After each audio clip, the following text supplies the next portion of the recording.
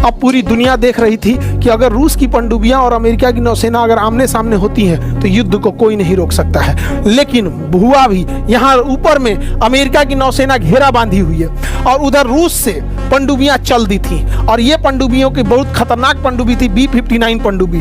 B-59 पनडुब्बियों में परमाणु बम लगा हुआ था और ये पानी के अंदर चल रही थी और भयानक हो गया 27 अक्टूबर की घटना। 27 अक्टूबर 1962 को दुनिया को लगा कि अब दुनिया खत्म होगी। ये दोनों पनडुब्बियां ये सब आमने सामने हो गई सब। यहाँ से 27 अक्टूबर वह दिन था जब रूस की पनडुब्बी और अमेरिका के जहाज आमने सामने हो गए थे सब। अब यहाँ पर जो लोग थे वो डिसीजन लेने लगे कि भैया संपर्क तो टूट गया है, अब तो परमाणु बम मारना पड़ेगा, कोई नहीं रोक सकता है। तो इसलिए रूस की पनडुब्बियों में परमाणु बम को रेडी कर दिया गया। परमाणु बम रेडी कर दिया गया, लेकिन परमाणु बम को मारने के लिए वहां 3 बड़े अफसर तैनात थे जिनमें तीनों की सहमति होना जरूरी था।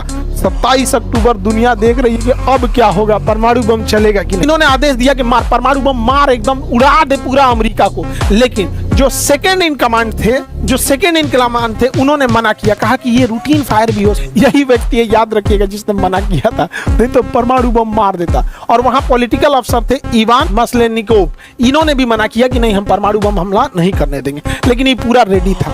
अब हुआ क्या, अब जब इन्होंने ऑर्डर नहीं दिया, तीनों का ऑर्डर होना जरूरी था।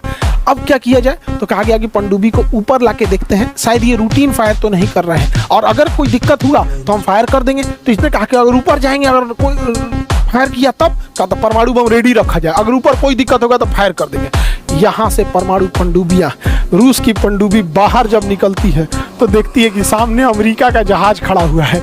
अब दोनों में हालत खराब की, किया क्या जाए, और इसी के ऊपर वो डेप्थ चला रहा था। और जब पनडुब्बी निकली तो सामने यहाँ अमेरिका का जहाज था, ऊपर उड़ने वाला जहाज था।